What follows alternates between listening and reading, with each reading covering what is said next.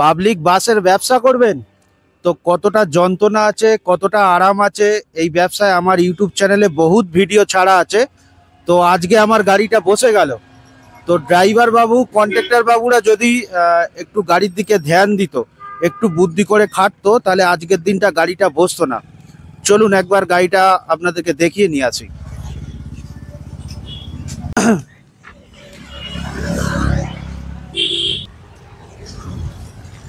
একটা দিন বন্ধুরা গাড়ি বসে যাওয়া মানে কি পরিমাণ যে লস, কি আর বলবো। এক তো 15 বছর থেকে একটা দিন আপনার জীবনে চলে গেল, মানে গাড়ির লাইফের চলে গেল। যে সমস্ত কাগজপত্র খরচা যেটা আছে, খরচাগুলো আপনার আজকের দিনটা টেনে নিয়ে যেতে হবে। উপরন্তু গাড়ির তো ক্লাচ খারাপ হয়ে গিয়েছিল, তো ক্লাচ এই মিস্ত্রি নিচে কাজ করছে, ক্লাচ খোলা রয়েছে, প্লেট নিয়ে চলে এসছে। তো এই কাজটা আগের দিন হয়ে যেত, গাড়িটা আগের দিনকেও দাঁড়িয়ে গেছিল। তো ড্রাইভার বাবু, কন্ট্রাক্টর বাবুদের একটু ধ্যান কমের জন্য আজ গাড়িটা দাঁড়িয়ে গেল। আগের দিনকে গাড়ি হাড়োয়া থেকে এক বাস প্যাসেঞ্জার নিয়ে ডানকুনির উদ্দেশ্যে রওনা দিয়েছে। তো গাড়ি বেশ কিছু কিলোমিটার, মানে 5-7 কিলোমিটার যাওয়ার পরে ড্রাইভার বাবু আমাকে ফোন করে বলছে যে গাড়ি টানছে না, ক্লাচের যত সম্ভব প্রবলেম হচ্ছে। ড্রাইভার বাবু গাড়িতে স্টিয়ারিংয়ে বসেই আমাকে ফোন লাগিয়ে বলেছে।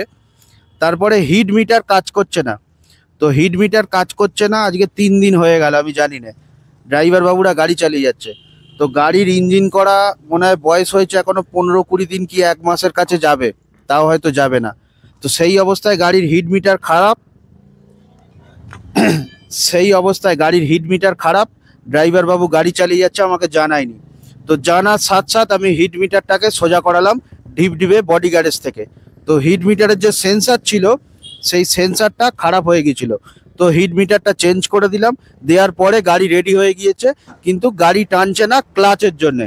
আর ড্রাইভার বাবু 30 বছর, 35 বছর, 10 বছর, 20 বছর এক্সপিরিয়েন্স ড্রাইভার বাবু আমাকে বলছে গাড়ির হিট মিটার কাজ করছে না বলে টানছে না। তো মিস্ত্রিও শুনে হতবাক।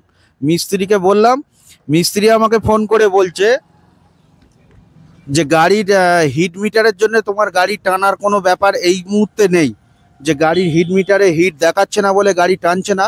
আমি মিস্ত্রিকে বললাম যে তোমার যে হিট মিটারের কাজটা আছে তুমি সেই কাজটা কমপ্লিট করো, বাকি গাড়ি কেন টানছে না সেটা আমি দেখছি। তো তারপরে ড্রাইভার বাবুকে নিয়ে গাড়ি হাড়োয়ায় নিয়ে চলে আসতে বলেছি। জব্বর ভাই মিস্ত্রি ছিল, মিস্ত্রিকে বললাম ক্লাচটা যদি অ্যাডজাস্ট করে চলে তাহলে চালাও, নয়তো গিয়ার বক্সটা দিনের দিন ডাউন করে দাও। তো মিস্ত্রির সাথে ড্রাইভার বাবুদের আর কন্ট্যাক্ট হয়নি। তো মিস্ত্রি কোনো কাজে, ডাক্তারখানার কাজে বেরিয়ে পড়েছিল, আর ড্রাইভার বাবু সে খবরটা আমাকে দেয়নি। তখন দুপুর 1টা বাজে, কাজটা ওই দিনকেই হয়ে যেত। তো ড্রাইভার বাবু আমাকে না খবর দেওয়ার পরে ভালো দামি ফলের রস খেয়ে বাড়ি গিয়ে ঘুমাচ্ছে, একদম টেনশন ফ্রি বাড়ি গিয়ে ঘুম দিচ্ছে। আমি বিকেলবেলায় ফোন করেছি, একটু আলগা দিয়েছিলাম, বিকেলবেলায় ফোন করেছি। করার পরে আমি বললাম যে গাড়ির কি খবর, বলছে জব্বর ভাই মিস্ত্রি আসেনি। আমি বললাম তা আমাকে ফোন করতে পারলে না, ফোন করলে আমি জব্বর ভাই যতক্ষণ আসেনি গাড়িটা রেডি করে আজকে চালাতাম। বহু টাকা দেনা আছে, বাজারও ভালো, এখন দুটো পয়সা পাচ্ছি, দেনাগুলো মেটাতাম। তো গাড়ি এখানে থাক, চলে আসি রাস্তার দিকে। তো দেনাটা মেটাবো বলে গাড়িগুলো পর মানে এভরিডে ড্রাইভার বাবুদের বলেছি গাড়িটা চালাতে যাতে না বসে। তো গাড়িটা যখন চালাতে বলেছি ড্রাইভার বাবু আমাকে আর ফোনে জানায়নি। ফোনে জানালে জানে গাড়ি ওখান থেকে দেখাচ্ছে রাজহাট বা যে কোনো ঢিপঢিপে যে কোনো জায়গার গ্যারেজে নিয়ে গিয়ে গাড়িটা কাজ করিয়ে নেব। তো দিনের দিন খাটতেও হবে, তো তার জন্য আমি পারিশ্রমিকও দিই না তা নয়। তো আমাকে না জানিয়ে ড্রাইভার বাবুরা দামি ফলের রস খেয়ে বাড়ি গিয়ে ঘুমাচ্ছে, একদম টেনশন ফ্রি, কোনো হেডেক নেই। বিকেলবেলায় যখন মিস্ত্রি এসছে তখন ক্লাচ আর অ্যাডজাস্টিং করে কাজ সাকসেস হয়নি, ক্লাচ ডাউন করতে হবে। আমি বললাম তাহলে করে দাও, তখন বাজে বিকেল 6টা হবে। তো মিস্ত্রি বাবু বলছে এই রাত্রিবেলায় ক্লাচের কাজ আমি পারবো না।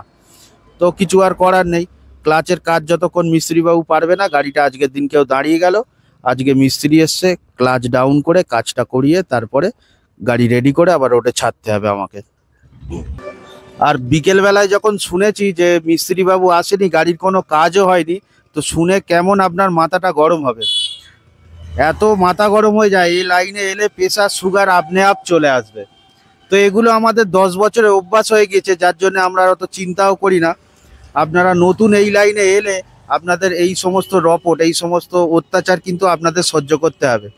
তো এই সমস্ত ভিডিও দেখলে আপনার আইডিয়া হয়ে যাবে, এই সমস্ত অত্যাচার সহ্য করার পরেই আপনি বিজনেসে টেকে থাকতে পারবেন, নয়তো এই বিজনেসে আপনি টেকে থাকতে পারবেন না। আর কত এক্সাম্পল দেবো, মনে করেন গাড়িটায় এভরিডে চালাবার জন্য আপনি ব্যাগ মানি 500 টাকা রেখে গেছেন, আপনি আসবেন 1 মাস পরে দেখাচ্ছে ব্যাগ মানি গুনবেন, দেখবেন 300 হয়ে গেছে। আজকে দিলেন, কালকে গুনবেন অন্য কন্ট্রাক্টর দিয়ে, বলছে 10 টাকা কম দিয়ে গেছে, আমি 10 টাকা বেশি করে ভজিয়ে গেলাম। তো এই সমস্ত অত্যাচার আমাদের সহ্য হয়ে গেছে, যার জন্য এই লাইনে এখনো পর্যন্ত টেকে আছি। যে সহ্য করতে পারবে না, তো এই লাইন থেকে আস্তে আস্তে আউট হয়ে যাবে। তো আসি বন্ধুরা, আবার দেখাবে পরের আরো একটা নতুন ভিডিওতে। আর আমার ভিডিও যদি আপনাদের ভালো লেগে থাকে, তাহলে ফেসবুক থেকে দেখলে ফলো করে যাবেন, আর ইউটিউব থেকে দেখলে চ্যানেলটাকে অবশ্যই সাবস্ক্রাইব করে যাবেন। সাবস্ক্রাইব করলে আমি প্রচণ্ড উৎসাহ পাবো, আর আপনাদের জন্য অনেক এই ধরনের গাড়ির লাইনের অনেক নতুন নতুন ভিডিও নিয়ে আসবো। নমস্কার বন্ধুরা।